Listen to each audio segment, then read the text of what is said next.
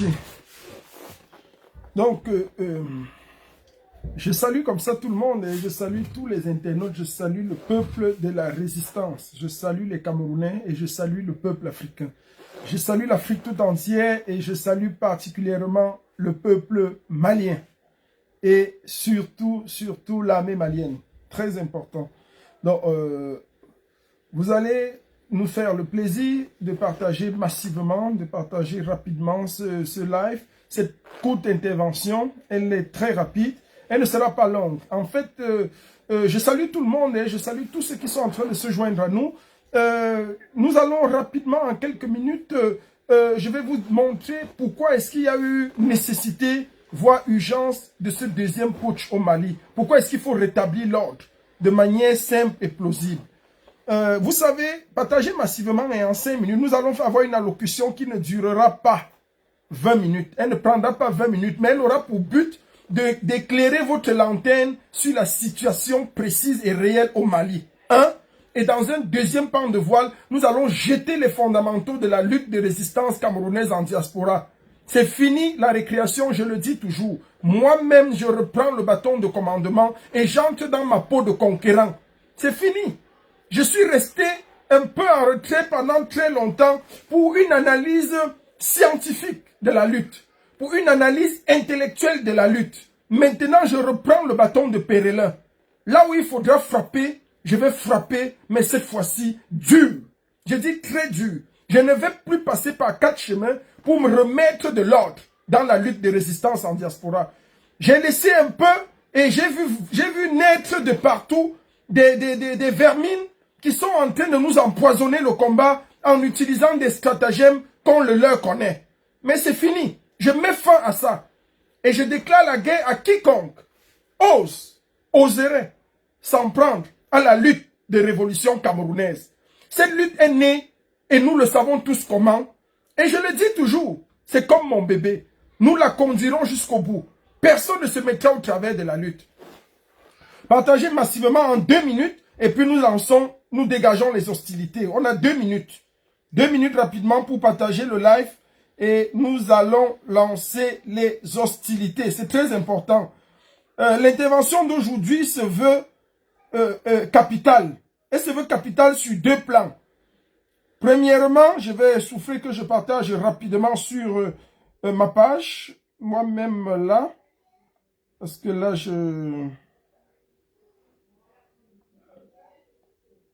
oui, il faut que je vois rapidement là pour voir exactement où est-ce que j'en suis. Parfois, en matière de technologie, je ne suis pas toujours très bon. Donc, ok, je vais voir là. Parfait. Aide chez nous officielle. Aperçu.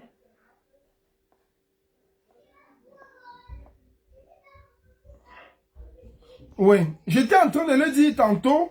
Remettons-nous simplement à la page et remettons-nous sur les défis que nous traversons. C'est très important. On ne peut pas, parce que quand vous savez, la nature a horreur du vide. Je me suis rendu compte que pendant longtemps, la place que j'occupe dans cette révolution ne pouvait pas être remplacée. J'ai tout fait. J'ai tout fait pour que les choses avancent normalement. Mais je me suis rendu compte qu'il manque toujours en diaspora quelqu'un qui peut dire de manière forte et plausible ce qui se passe réellement. Celui-là qui peut arrêter son bâton et frapper là où besoin se fait sentir, où c'est nécessaire de frapper. D'abord, on va commencer par le Mali. Beaucoup de gens sont en train de se dire, oui, il y a eu un deuxième coup d'État au Mali, l'armée a repris le pouvoir, l'armée a repris le pouvoir. Il faut comprendre quelque chose. Et c'est pour ça que nous le disons toujours. La lutte se veut intellectuelle. Une lutte doit être pensée. Lorsqu'il y a eu le premier coup d'État au Mali, je vous restitue un peu l'historique de la chose. Lorsqu'il y a eu un premier coup d'État au Mali, le premier coup d'État et le gouvernement d'union nationale a été formé. Lorsque le gouvernement d'union nationale a été formé, ils ont tous prêté serment devant le peuple et devant les institutions maliennes pour respecter et honorer ce qui a été fait dans la charte. Une charte avait été écrite. Et dans la charte, il était clair que quoi? Il était clair que le président de la transition, Mokhtar et les autres, et son premier ministre, devaient nommer un premier ministre. Il y avait un premier ministre qui devait nommer un gouvernement. Mais il y avait 2 postes. La sécurité et au niveau du plan sécuritaire et de l'armée, le vice-président de la transition, qui est le colonel Diao, devait être celui-là qui devait s'assurer de ce que les gens nommés à ces postes soient en concordance avec ceux qui sont en charge de la sécurité du pays. C'est très important à savoir ici. Mais, notre ennemi numéro 1, notre ennemi juré, la France, qui veut toujours déstabiliser l'Afrique, a entrepris depuis quelques mois de torpiller, c'est-à-dire elle est entrée dans l'esprit du premier ministre de la transition, du premier ministre et du chef du gouvernement de transition au Mali, pour les torpiller et les monter contre leurs frères militaires qui avaient renversé l'ancien président et leur montrer qu'en fait vous n'êtes pas indépendant. Votre réelle indépendance consiste à vous opposer aux militaires qui est, il faut rappeler ici, l'armée avait, par le biais du colonel Diao, je le crois bien, occupé le poste de vice-président de la transition. Donc il était hors de question qu'on nomme à la sécurité intérieure un candidat sans le consentement du vice-président de la transition. C'est écrit noir sur blanc sur la charte. C'est écrit noir sur blanc. Pourquoi? Parce que c'est l'armée qui connaît et qui a combattu la sorcellerie des Français. C'est l'armée qui a chassé l'opération des Français au Mali, avec tout ce que cela comporte. C'est l'armée républicaine, l'armée au service du peuple, qui a rétabli l'ordre. Alors, loin de ça, dans le seul but de torpiller l'intégrité de ces militaires, la France a entrepris des manœuvres visant à entrer dans le système, dans l'inconscient psychique du président de la transition et du premier ministre. Donc, le vice-président de la transition, en faisant arrêter le président de la transition et le premier ministre de la transition, est dans son droit légal. Légal pourquoi? Parce qu'une charte avait été signée. Il est hors de question que vous amenez les candidats de la France au poste de la sécurité et de l'armée. Ça, c'est pour déstabiliser le rôle et favoriser, monter une industrie visant à perpétuer le rôle de la France au Mali. Et c'est ça que les militaires nationalistes ont vu et ont refusé d'admettre. Parce qu'il y a un bras de fer depuis quelques mois. Je le dis encore, depuis quelques mois, il y a un rude bras de fer. Donc, ils ont refusé d'admettre ça. Et c'est ça qui ne va pas passer. Donc, c'est dans cette optique, dans l'ordre de rétablir la légalité de la charte. Lorsque IBK avait été déposé, il y avait une charte qui avait été constituée. Il faut respecter la charge. C'est pas parce que vous êtes président de la transition ou premier ministre de la transition que vous devez nommer les pions de la France pour déstabiliser le Mali, pour déstabiliser l'Afrique. Et c'est ça le rôle de la France. Et c'est ça que les militaires nationalistes ont vite vu et ont compris. Et ont dit, nous n'admettrons pas cela. C'est dans cette optique que le président de la transition et son premier ministre ont été arrêtés et conduits au camp militaire de Kati pour les placer devant les faits et les responsabilités. Il est hors de question, à peine nommé au poste de transition, de commencer à piloter le pays par le biais de la France. La France, encore la France et toujours la France. Désolé qu'il y en a parmi nous qui croient que notre salut viendra de la France. Désolé parce qu'il y en a parmi nous qui croient que nous en sortirons seulement parce que nous avons été amis avec la France. La France ne sera jamais l'ami des pays africains. L'Afrique est le berceau, est le puisoir des ressources de la France. La France ne nous donnera jamais librement notre indépendance et notre autonomie. Oublions et cessons de rêver. Elle sera prise soit par la force, soit par la violence, soit par l'acharnement, soit par une révolte populaire. Voilà comment est-ce que nous allons sortir du carcan et du joug de la France. Oubliez le reste. Je l'ai dit, oubliez. Il y a un droit constitutionnel pour l'armée de remettre les pendules à l'heure. Je suis surpris que dans une société ultramoderne comme la nôtre, ce sont les militaires qui sont à même de faire une lecture plus plausible du combat politique, du combat nationaliste, du combat panafricaniste. Ce sont les militaires qui sont en train de lire les cartes mieux que les civils. C'est ça qui est embêtant. Que dans un contexte comme celui-ci, ce soit les militaires qui sont en même de lire les cartes mieux que les civils, mieux que les intellectuels, mieux que les dirigeants. La carte panafricaniste est mieux lue par les militaires au Mali. Et ça, nous déplorons cela. Et je rejoins ici mon grand frère, le professeur Franklin Yamsi, qui disait encore la France et toujours la France, qui a instrumentalisé il y a de cela quelques minutes le président en exercice de l'Union africaine, Tshisekedi, je crois que c'est le président du Congo, pour donner une injonction à l'armée de libérer rapidement les bourreaux de la France qui ont été arrêtés et conduits au camp militaire de Kati. Il faut que l'ordre soit rétabli, mais ce qui prime par-dessus tout, c'est la charte qui avait été signée lorsque le gouvernement de transition avait prêté serment. Je rappelle ici que le président de la transition avait prêté serment. Les militaires dans le gouvernement, en l'occurrence le vice-président, avait prêté serment. Et tous ceux-là qui avaient prêté serment, c'était en joie de respecter la charte et de respecter la constitution malienne.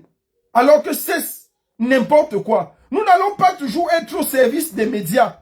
Faisons très attention avec ce qui se dit sur Facebook, ce qui se dit dans les médias. Il faut faire très attention.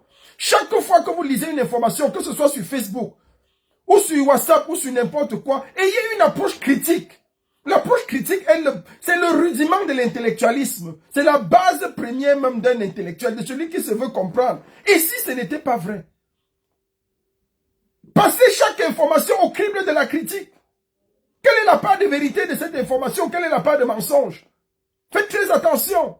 Ne soyez pas des moutons qu'on conduit n'importe quoi. Parce que c'est RFI qui a parlé. Parce que c'est CNN qui a parlé. Parce que c'est BBC qui a parlé. Vous prenez ça pour argent comptant. Vous prenez ça comme une parole d'évangile. Non. Cessez de croire à ça et soyez dynamique. Élevez un peu l'esprit. C'est de ça qu'on a besoin. Et c'est ça qui tue l'Afrique. Et c'est ça qui nous a tués dans la lutte camerounaise. Je l'ai dit et je le réitère ici. C'est l'occasion pour moi de bifurquer sur le combat camerounais en diaspora. On assiste depuis un certain nombre de temps à trop de bêtises. Je vois un peu sur la toile pondre n'importe quoi. Pendant longtemps, j'ai décidé de laisser un peu voir jusqu'où les gens peuvent pousser le vice, la cupidité et la manipulation. Mais j'ai dit c'est terminé. Aujourd'hui, je prends mon bâton de commandement, je prends mon bâton de pèlerin. Je dis c'est terminé. En diaspora, dans la lutte de résistance camerounaise, c'est fini la récréation. Vous avez connu le général El Chenou, téméraire, arrogant, impétueux. Je rentre dans mon vêtement encore. Je serai très arrogant encore, très impétueux, beaucoup trop même téméraire et très virulent. Je ne vais pas passer par 4 chemins. Faisons très attention. Nous amorçons la dernière ligne droite. Je le dis encore. Le président élu, son excellence Maurice Kamto, est dans une campagne, dans un travail acharné. Nous sommes en train d'amorcer la dernière ligne droite pour renverser définitivement, et ce, pour toujours, le régime satrapique et tyrannique de Yaoundé. Pour cela, nous n'allons pas permettre n'importe quoi. Être révolutionnaire, ce n'est pas apporter une critique sur ce que les autres pensent. Parce que je vois un peu ça partout. Dès que les gens pondent un truc, vous venez, d'autres viennent, ils tapent dessus, ils disent non, ça c'est ça, voici ça, voici. Non, c'est pas ça la révolution. La révolution, c'est entreprendre. Être révolutionnaire, c'est commander une action. C'est la conduire. C'est faire avancer le mouvement, faire avancer la cause. C'est proposer. Il faut faire très attention. Je crois que vous avez besoin qu'on vous remette encore à l'école de la révolution. Ça, je ne vais pas vous accorder le temps ici parce que je n'en ai pas pour enseigner encore les rudiments révolutionnaires à ceux qui sont entrés dans ce combat parachutés. Et je le dis encore, les opportunistes de la dernière minute dans ce combat, oubliez la place que vous vous imaginez. Oubliez. Cette révolution a fait 3 ans. Et chacun sera respecté dans la dimension de ce qu'il aura apporté durant les 3 années qu'on lutte. Faites très attention. Ce n'est pas... L'opportunisme de dernière minute ne passera pas. Moi, je me lève contre ce genre d'attitude. Et je vais frapper avec la dernière énergie. Et je vais frapper sur la tête. Je l'ai dit ici. Les gens qui seront tués dans la dernière ligne droite ne seront pas tués avec un PA. Ils seront tués avec des kalachnikovs. On va vous exploser seulement. Parce qu'on n'a pas le temps à perdre. On peut donner un PA, ton cœur continue de battre. On peut te donner, on peut tirer sur toi avec un PA. Tu continues de poser une dernière action bizarre avant de mourir. On n'aura pas le temps. Ce sera l'explosion définitive et radicale. On ne veut même pas voir le corps de qui c'était. Parce qu'on veut faire avancer la lutte. Et nous allons aller jusqu'au bout. Et je sonne comme ça une alerte définitive à tous ceux qui les excluent de beaucoup de mouvements. On vous connaît. Parce qu'il y a des gens qui savent pêcher dans les poubelles des autres. Lorsqu'on jette, vous allez dans la poubelle, vous ramassez, et puis vous vous organisez en syndicat des frustrés pour venir nuire le combat. Chaque mouvement a ses brebis galeuses. Chaque mouvement a ses gens dans la poubelle qu'on jette. Parce qu'on n'en veut plus. Parce qu'ils ne respectent plus l'idéologie. C'est comme ça les luttes. Si vous ne connaissez pas les luttes de révolution, ce sera toujours comme ça. Pende Koka, à un moment donné, était quelqu'un de louable, de dynamique. Dans le bras droit, dans la droiture et la marche avec le président élu. Mais il est rentré dans la poubelle. Mais si vous prenez Pende Koka pour en faire n'importe quoi, c'est votre problème. Aujourd'hui, c'était la même chose hier avec PEC. Avec tous ces gens-là, vous croyez que l'histoire avance comment? Et on a, et je le dis toujours, ceux qui veulent s'attaquer au général El Tchenou, rassurez-vous que vous êtes prêts. Rassurez-vous. Je suis le seul leader qui a connu une campagne qui a duré plus de 2 ans. Avec toutes les branches réunies. Mais ils n'ont pas pu me renverser. Ce n'est pas quelques frustrés. Ce n'est pas 5 frustrés. Avec un gourou, avec leur mentor, qui pourra faire quoi que ce soit au pied de la révolution. Je suis plus que jamais debout et plus que jamais téméraire. Je suis droit dans mes bottes et prêt à aller jusqu'au bout. Je le dis encore. L'ordre sera remis à Paris. Je remercie ici comme ça la brave combattante Caroline Pégan qui a définitivement fini le deuil de son mari. Donc nous reprenons comme ça le bâton de commandement dans la capitale française pour remettre de l'ordre à Paris, pour remettre la discipline, la révolution en marche à Paris, pour remettre ce qu'il y a de droit de mettre à Paris et relancer les forces révolutionnaires dans le monde. Nous continuons le travail qui a commencé il y a cela bien longtemps et rien ne nous arrêtera. Le président élu, son excellence Maurice Kamto, va super bien. La lutte avance à merveille et nous l'avons dit ici aux uns et aux autres. Je vais profiter comme ça pour adresser un message fort aux dirigeants camerounais, aux leaders qui sont actuellement en exercice au Cameroun, aux membres de la satrapie de la dictature reptilienne de Yaoundé. Il y en a parmi vous qui courent le risque d'être amenés en prison. Je vais vous dire une chose. Ne soyez pas stupides jusqu'au plus bas degré. N'acceptez pas que n'importe qui, sous le fallacieux prétexte de au nom de, sous haute instruction du chef de l'État, vous envoie en prison. Il n'y a personne à la tête de l'État du Cameroun actuellement. Il n'y a qu'un clan mafieux qui dirige. N'acceptez pas d'aller en prison. Ministre que vous soyez ou pas, n'acceptez pas. Et je vais appeler ici un officier supérieur de l'armée camerounaise. Courageux. Je dis bien courageux. S'il y a un seul courageux à prendre le pouvoir, il n'y a personne au sommet de l'État au Cameroun. Le gré à gré se manipule. Prenez le pouvoir, qu'un officier supérieur se lève, prend le pouvoir et le remet au peuple. C'est aussi simple que ça. Nous allons l'aduler. Faites comme au Mali. On a vu au Mali. On a vu un peu partout. Qu'un officier supérieur se lève, prend le pouvoir et le remet au peuple. C'est tout. Il n'y aura plus jamais une élection au Cameroun sans code électoral consensuel. Je l'ai dit l'autre jour. C'est le chemin de bataille sur lequel nous avons axé désormais la lutte. Que cela soit clair. La distraction que le régime de Yaoundé utilise, c'est terminé. La manipulation visant à mettre leurs enfants au sommet des sphères des sociétés étatiques, c'est terminé. Un code électoral sans consensuel pour une élection au Cameroun. Sans ça, le Cameroun bascule. Deuxième et dernière chose. Si par mégarde, vous essayez le gré à gré, je dis bien si par mégarde, ce n'est pas ce que nous avons entrepris à Berlin. Il y a de cela longtemps, vous avez fermé l'ambassade du Cameroun à Berlin pendant 18 mois. Si vous essayez le gré à gré, vous allez fermer toutes les ambassades du Cameroun dans l'Union européenne et dans le monde entier pour toujours. Je le dis encore, si vous essayez le gré à gré, si vous essayez de nous faire passer la pilule par la force, oubliez ce que vous appelez Ambacam, ambassade du Cameroun en diaspora, dans le monde entier. Nous avons déjà, et c'est sur ça que nous travaillons depuis. Nous avons piloté des cellules révolutionnaires dans chaque pays, à proximité de chaque ambassade. Dès que vous faites passer le gré à gré, nous allons vous répondre de manière durable. Nous allons vous frapper là où ça fait le plus mal.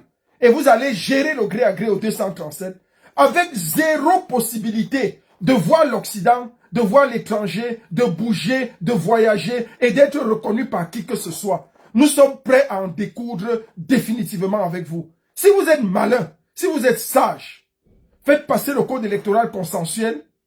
Dites tranquillement à tout le monde entier que Biya n'est plus et remettons les pendules à zéro pour relancer la machine. C'est très important. Désormais, les choses ne seront plus jamais tolérées de cette manière. Nous sommes d'accord avec vous et nous travaillons avec le peuple de la résistance. La diaspora, plus que jamais, se tient ferme. Et le Tché, plus que jamais, est debout. Féroce et pugnace. Ceux qui osent et qui pensent qu'ils ont assez de couilles pour se mettre en face de moi, n'utilisez pas les faux profils. Venez en direct. Ça fait plus d'1 an que je vous ai respecté et que je suis resté tranquille. Désormais, quelqu'un sort, je coupe sa tête. Je le dis cash et hoa. Quelqu'un sort, je coupe sa tête. Préparez-vous à la guerre. Si pour arriver à Subia, on doit vous éliminer, on va vous éliminer tous. Vous ne servez à rien. Je dis bien, vous ne servez à rien. Vous n'entrez pas dans cette lutte pour poursuivre des intérêts égoïstes et particuliers. Jamais.